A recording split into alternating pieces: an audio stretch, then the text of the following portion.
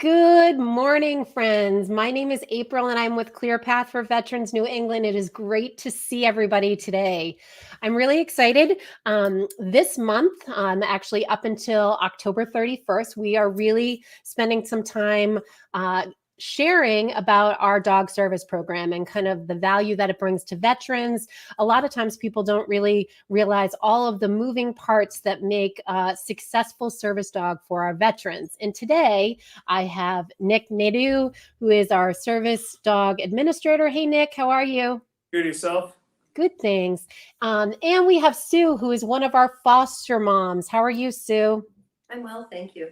Good, good, good. So first, some housekeeping, friends. If you are watching us live, be sure to drop your name and tell us hello and where you're coming from. If you are catching the replay, feel free to leave a comment after. We'll be sure to get back to you. And please, friends, answer questions along the way.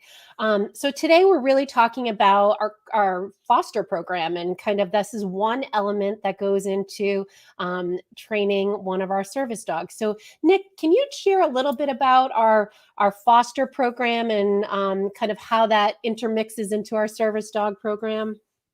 Yeah, absolutely. So the fostering portion of our service dog program is probably one of the most important aspects of the training for our service dogs.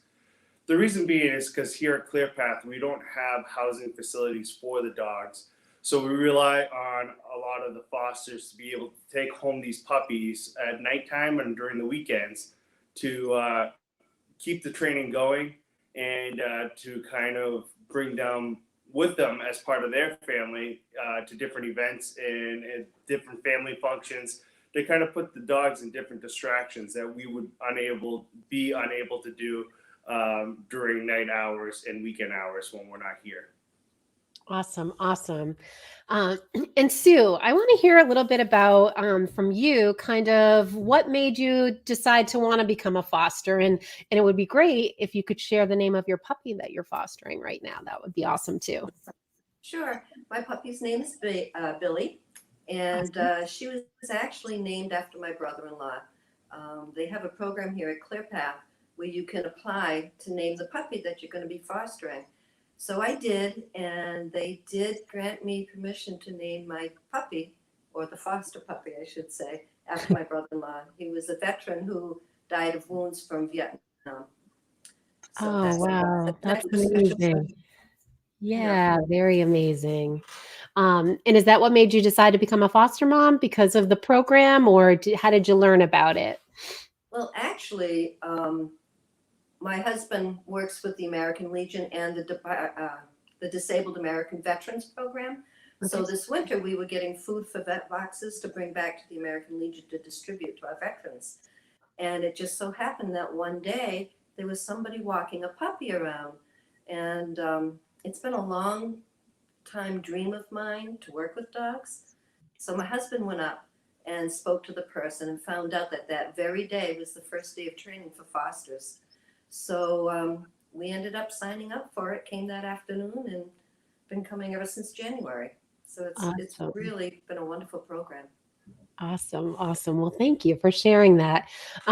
Nick, so let's talk a little bit about kind of the criteria that it takes to become a foster. And I think that, it's one of those things where I am myself, I have a rescue who's not a service dog, but I did take her into foster, and I am a foster fail. So I probably would not be a great candidate, although I would love to. But let's talk a little bit about the criteria of what it takes to be a foster for these service dogs. Yeah, absolutely. So, for us, it's very easy. We want to make sure that the dog's going to be living in a loving and healthy environment, healthy home. That's first and foremost. We want to make sure that all the dogs are getting the best care. Again, the big thing for us is the fosters need to be available.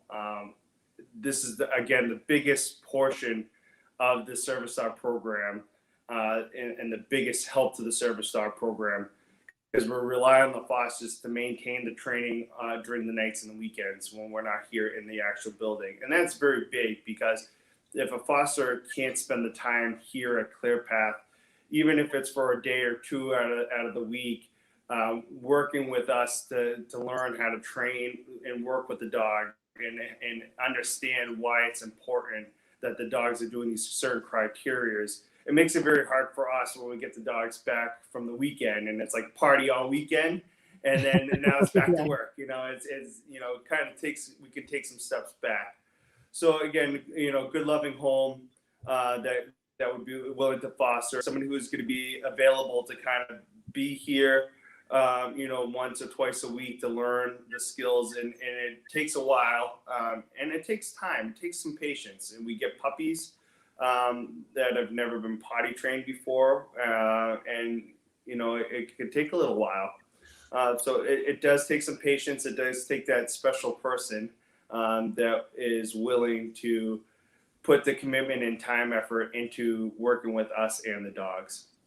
But it goes to a great cause because, again, these dogs eventually go to veterans who really need them. So the more fosters we get, the more dogs we can take in. The more dogs we can take in, the more veterans that we can help. And right now we have a waiting list of about 90 people. So the fosters are key for this program. And how long is how long do you actually foster as a foster? How long do you actually? Yeah, so I mean, good question. We have some fosters that are willing to do weekends. So if you can only do it during the week and we need to find a home for the weekend, we can. We try not to bounce our dogs around from place to place to place. It's unfair for the dog and it really hinders training. It does take about a year and a half to train a service dog to 2 years. But I would say probably about the 11-month period, the veteran starts putting more hands on and starts taking the dog home and starts working with the dogs one-on-one, just so we can start prepping them for the service dog for particular veterans. So it could be up to, let's say, a year total. And some people may say, you know what, I can only do 6 months or I can only do a certain period of time.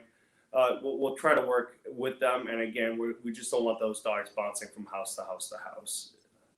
So interesting. So does the foster work with the veteran as the transition happens? Kind of like how does that transition happen? Yeah. So Sue's right now. Sue was downstairs earlier today working with some veterans and working with the foster pup as well. So they kind of become part of the community here at ClearPath, and kind of we got to teach the veterans as much as we're teaching the fosters, because they need to understand how the training goes as well. And what a good time to start them is at the very beginning. Get them here into the building, get them out of the house, give them a purpose, give them a reason to come to ClearPath, get them with other veterans and other people who are supporting them. This way their veterans understand they're not alone. They're not going through this by themselves. And then we help as a group, as a team, to help transition back into society with the guidance of us at ClearPath, the dogs, and our fosters. Awesome. And how about so like tell us a little bit. So if I were to apply, I'm a foster and I'm helping and coming into ClearPath and doing the training. Am I in charge of all the expenses? Like how does that work with veterinarian? Like Yeah, very does that good question. So we at ClearPath, we take care of the food, any materials needed. We take care of all the vet costs. So the fosters really just being a good home and continuing the training. We take care of all the additional expenses as well. And for each dog, it costs about $25,000 to $30,000 to train one service dog. That includes all their food, their vet bills, and everything else in between. Wow. So it does cost a lot of money for us. And that's why this 50-50 is so important, because even though our goal is only $50,000, that covers one dog and a little bit of another. So the 50-50 is very big and will help a lot for our program. Wow. Right. Right. So friends, if you're just tuning in, this month, up until the end of October, we're talking about our dog service program. And one of the things we also have running is we have a fundraiser that is called 50-50 for Paws. And all of the money raised is going to our dog service program. Can you imagine 25 to 30,000 for one service dog? Also, keep in mind, if you tuned in last week, we shared that we have a waiting list of 90 plus veterans on that list in need of a service dog. So our goal for this 50-50 raffle is $50,000. First of all, for those of you watching, please share about our 50-50 for Paws, because the more that we get the word out there about our service dog program and kind of the needs that we need, it's greatly appreciated. We are selling tickets. I'm going to drop a link into the comments, and tickets start at $20. And the bonus is that our jackpot is growing. So right now the jackpot is at $10,000, but our goal is to get to $50,000 by October 31st. And you, my friend, we split that 50-50. So there's also early bird prizes. Last week we had a great winner win 4 tickets to the Comics Come Home to Boston. This week, closing tonight, our early bird prize is Apex Entertainment in Marlborough. It's a wonderful sponsor of ours, and they have graciously offered a party for you and your friends to come in. So buy your tickets, get involved. The good news is that no matter if you don't win the early bird today, you're automatically entered into the drawing next week, which is a Pats Cowboys game. Then we have Celtics and Bruins tickets. Tickets again start at $20, and whatever you can do to help support us, sharing, purchase tickets, and get the word out there, we greatly appreciate it, because all of that money is going towards a good cause. And people like Sue that are helping our dog program and our fosters and getting them into the hands of veterans in need. Again, 90 plus veterans, and that list grows. I bet it grows every week. You have veterans inquiring about every our program. They have at least 10 people easy that call and ask questions about the service dog program and how they can get into the program and what the requirements are. So it does grow every week. It grows. One of the questions that I was thinking about was, well, Sue, you shared about your brother-in-law and how your service dog is named Billy after him. You know what, Nick, would you talk a little bit about that? I think that's an important element of our dog service program, is kind of the naming of dogs. And I love that fosters can apply to have a dog named in the honor of somebody that they love that served our country. But can you talk a little bit about that some more, Nick? Yeah, absolutely. So one of the things that we do at ClearPath is we name all of our service dogs after fallen veterans. We get permission from the family, but this is one way that we can keep the family members' honor alive, keep their service alive. And it's very important. We have Harry Green, a general that was killed in Afghanistan, highest ranking officer killed in Afghanistan.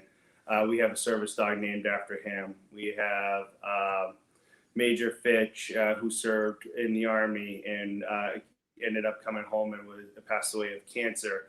We have a service dog named after him. Right now we have Jenny, who was a helicopter pilot that was killed overseas, and named after her. We have Billy, Sue's brother-in-law, that was passed away in Vietnam.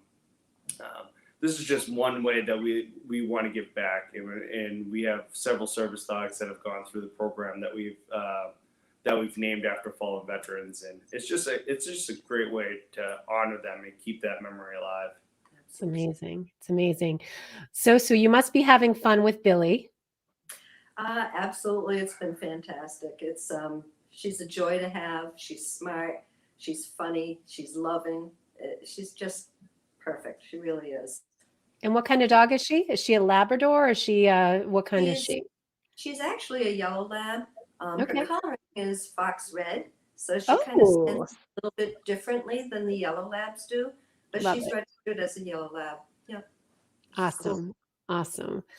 All right, my friends. So I think what are we doing next week? Please tune in for next week I believe we're going to do it one evening. Stay tuned. If you have not joined our email list, please do stop by our website and click on contact us and fill out a form. And sharing is caring, friends. Please share this live stream, post on our Facebook page with your friends, and get the word out there. All of this money goes towards a great cause. Again, $25,000 to $30,000 to cover one dog. So our goal of $50,000, it sounds like a lot of money, and it is a lot of money. but it only covers one, maybe 1.5 service dogs worth of care and veterans. And we have a list of 90 plus waiting. So whatever you can do to support us, we'd greatly appreciate it. Sue, thank you so much. Thank you for all you do. And I hope to meet Billy soon when next time I'm up at ClearPath. Nick, thank you so much. I appreciate all that you're doing. And to all our veterans serving and retired, we appreciate you and all that you do. And please stop by our website at clearpathne.org and check out all of our services that we offer. And did you have to add something? Go ahead, Nick. Just adding one more thing. If you're interested in fostering, you can reach out to me at ClearPath for Veterans New England. You can call, or you could go to the website and fill out an application on the website to be able to foster as well. Awesome. Awesome. Thanks so much, friends. We appreciate each and every one of you. And thank you again, Nick. Thank you, Sue. And we will look forward to seeing you guys next week. All right. Bye. Bye. Have a great day, friends.